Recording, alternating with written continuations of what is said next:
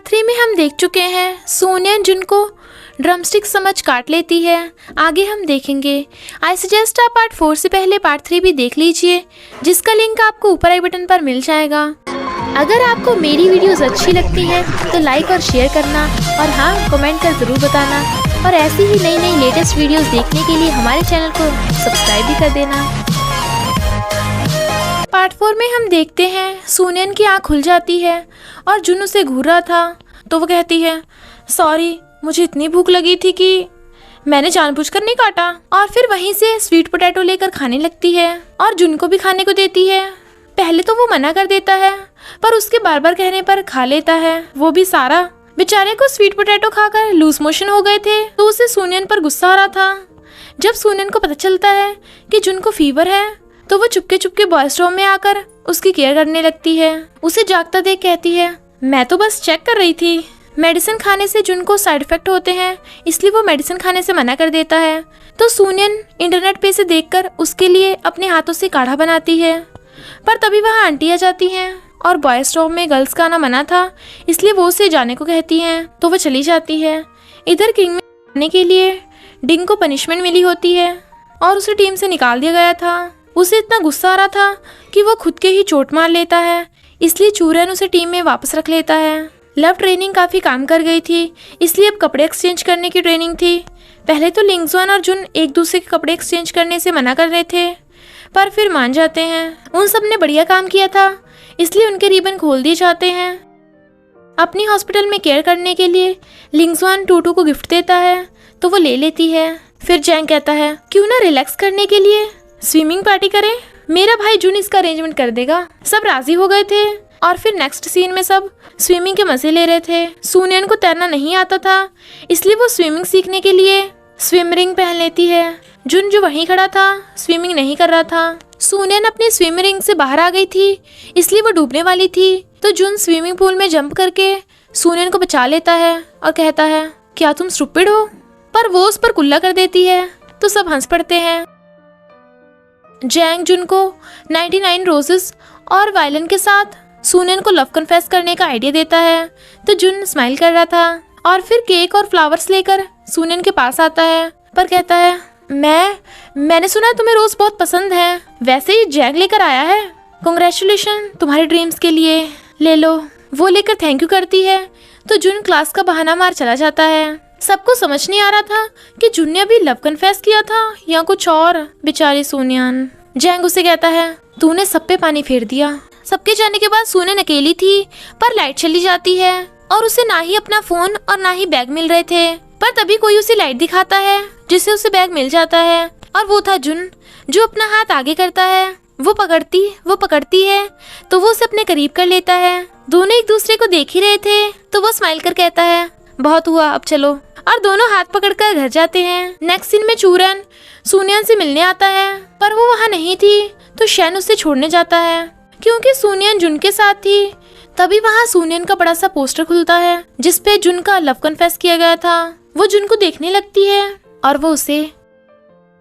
Principal उन तीनों को ही डांट रही थी स्कूल में खुल्लम खुल्ला लव कन्फेस करने के लिए, क्योंकि ये प्लान जैंग का था। इधर डिंग किंगमिंग कॉलेज को लाउडस्पीकर पर मैच के लिए ओपन चैलेंज कर देता है, तो चूरन शेन को किंगमिंग पर गिव अप करने को कहता है, क्योंकि इस पर शेनहो टीम को वो अरेंज करेगा। पर शेन किंगमिंग पर गिव अप करने से साफ इनकार कर देता है। सोनियन को गुस्से में देख जुन कहता है ये जैंग ने किया है, उसने इस बारे में मुझे भी नहीं बताया, मैं खुद भी विक्टिम हूँ।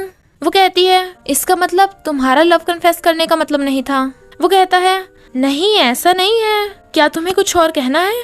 वो कहती है मुझे कहना है आज से तुम और जैंग स्टेडियम का सारा कचरा साफ करोगे। पर जाती हुई स्माइल कर रही थी बेचारा जुन के सोनियन के पोस्टर में लव कन्फेस करने वाली फोटो वायरल हो जाती है, जिससे एना चिड़ी हुई थी। जब टूटू सोनियन से इस बारे में पूछती है, तो वो कहती है भला कोच अपने प्लेयर से कैसे प्यार कर सकती है। वो कहती है ये टीचर स्टूडेंट का लव अफेयर थोड़ी ना है, तो क्यों नहीं हो सकता। और फिर बताती है कि प्लेयर पर इतना खर्चा हो गया है कि अब हम कर्जे में डूब गए हैं, इसलिए सोनियन चिंता में थी। और फिर लिंगजुआन से पैसे कमाने का तरीका पूछने आती है। वो कहता है तुम इतनी स्ट्रॉन्ग हो, क्यों ना ब्रिक्स उठाने का काम कर लो। पर ब्रिक्स वाले सूनियन को नहीं रखते तो टूटू से जुन की हेल्प लेने को कहती है, पर वो किसी और पर डिपेंडेंट नहीं होना चाहती थी। सूनियन बॉक्स उठा रही थी तो जुन उसे रोककर उसकी हेल्प करने को कहता है, पर एक इंडिपेंडेंट लड़की किसी की हेल्प नहीं लेती तो वो उसका हाथ पकड़ लेता है, जिसे दूसरे बॉयज देखकर रोमांटिक समझ लेते हैं। जुन सूनियन को जबरदस्ती कंधे पे टांग कर अपनी कार में बिठाकर कहता है, मैं किंगमिंग टीम के लिए स्पॉन्सरशिप करूंगा। वो कहती है, स्पॉन्सरशिप? ठीक है, तो मैं इस बारे में सोचूंगी। फिर सूनियन उसे सब प्लेयर्स की न्यू ड्रेसेस दिखाकर थैंक यू करवाती है और जुन को टी शर्ट पहना देती है और फिर सब फोटोज खिंचवाते हैं। नेक्स्ट सीन में एक लड़का वेट कर रहा था, वो भी ऐना का, जिसका नाम लुए है। और हमें पता चलता है लुए शेनहुआ टीम का पुराना कैप्टन रह चुका है, पर वो जुन का फ्रेंड भी है, इसलिए ऐना उसे जुन के क्लोज होने के लिए हेल्प मांगती है तो वो हाँ कर देता है क्योंकि वो ऐना को लाइक करता है। तो ऐना कुछ गर्ल्स के साथ किंगमिंग टीम की चीयरलीडिंग टीम बना लेती है, जिसे देख फैंग बहुत खुश होता है। जुन को इस चीयरलीडिंग टीम से एतराज था, पर सूनियन को तो कोई एतराज नहीं था। तो जुन कहता है, तुम बाद में पछताओगी। और होता भी कुछ ऐसा ही है। ऐना वहाँ लाइव स्ट्रीम कर रही थी और ब्यूटीफुल गर्ल्स को देखकर जैंग और फैंग तो गेम पर कंसंट्रेट ही नहीं कर पा रहे थे। वहाँ बहुत सारी फैन गर्ल्स अंदर घुस जाती हैं तो सूनियन की हालत देख जुन हंस पड़ता है। इन सब से तंग आकर सूनियन ऐना को कहती है, तुम मैच में उन्हें चीयर करना, प्लीज ट्रेनिंग में डिस्टर्ब मत करो। वो कहती है, पर अब क्या फायदा, अब तो सबको पता चल गया कि ट्रेनिंग यहाँ हो रही है। इस प्रॉब्लम को सॉल्व करने के लिए जुन लुए को कहता है, क्योंकि उसी ने ऐना को चीयरलीडिंग टीम को ज्वाइन करने का आइडिया दिया था। फिर वो सब ट्रेनिंग करने के लिए लुए के प्लेस पर आते हैं, पर सब कहते हैं, लुए तो हमारी दुश्मन टीम का कैप्टन है। जुन कहता है, पर अब नहीं, उसने शेनहुआ टीम छोड़ दी और वो मेरा फ्रेंड भी है। फिर उन सबकी ट्रेनिंग स्टार्ट होती है। लुए उनके लिए ऑरेंज जूस लेकर आता है। टूटू उसे लेने वाली थी, पर ये देख लिंगजुआन उसे छीन लेता है। लुए सुनियन को जुन की गर्लफ्रेंड समझ रहा था तो जुन कहता है, चल मेरे साथ, तू कुछ ज्यादा ही जानता है। डिनर टाइम पे टूटू लुए को हैंडसम कहकर उसका थैंक यू करती है तो लिंगजुआन कहता है, मुझे तो एक बार भी हैंडसम नहीं कहा, वैसे भी तुम कौन सा मेरी गर्लफ्रेंड हो तो मुझे क्या। सुनियन का श्रिम्प खाने का मन कर रहा था, पर वो खुद से ले नहीं रही थी तो जुन उसे खुद से श्रिम्प उठाकर सर्व करता है। ये देख सब हैरान थे। इधर ऐना देखती है आज कोई भी बास्केटबॉल कोर्ट में नहीं है, पर जब उसे पता चलता है कि सुनियन और जुन एक ही छत के नीचे हैं तो वो गुस्सा होती है और फिर लुए की प्लेस पर पहुंच जाती है। ऐना जुन से बात करने की हर कोशिश कर रही थी, पर जुन तो सिर्फ सुनियन से ही बात कर रहा था, तो ऐना अपना गुस्सा सुनियन पर दिखाने लगती है। इसलिए जुन ऐना को अपने साथ अकेले में ले जाता है और कहता है, मुझे तुम्हारी रिश्वत के बारे में पता है, तो अब से ट्रेनिंग में इंटरफेयर मत करना। ऐना को लगता है रिश्वत वाली बात तो सिर्फ उसे और सुनियन को पता थी, यानी सुनियन ने ही जुन को बताया होगा। लुए जुन को कहता है, तू सच में सुनियन को लाइक करता है। वो कहता है, अगर मैं उसे लाइक करूंगा तो तेरे लिए तो और भी अच्छा है, तेरे और ऐना के लिए। डिनर टाइम पर ऐना गुस्से में थी और फैंग उसे ही देखे जा रहा था। जब जुन अपने हाथों से सुनियन को श्रिम्प सर्व करता है तो वो कहती है, थैंक यू, मैं खुद से ही ले सकती हूँ। पर ये देख ऐना गुस्सा हो चली जाती है, पर फैंग उसे अब भी देखे जा रहा था। फिर रात में लुए सबको बताता है कि ऐना अभी तक घर नहीं लौटी, कितनी रात हो गई, शायद वो कहीं खो गई होगी और अपना फोन भी यहीं छोड़ गई। तो सब उसे ढूंढने निकलते हैं। इधर ऐना अकेली रास्ते में भटक गई थी। सुनियन और जुन भी उसे ढूंढने आते हैं, पर गलती से कार की कीज कार के अंदर ही रह गई थी तो दोनों को पैदल चलना पड़ता है। सुनियन को ठंड लगते देख वो उसे अपना कोट पहना देता है, पर उसे भी ठंड लग रही थी तो वो उसे वापस पहना देती है और जुन उसे अपने करीब कर लेता है। इधर ऐना अकेली बैठी डर रही थी। तभी लुए, फैंग और जैंग उसे ढूंढते ढूंढते वहां आ जाते हैं, पर ऐना तो उन्हीं पर गुस्सा होने लगती है।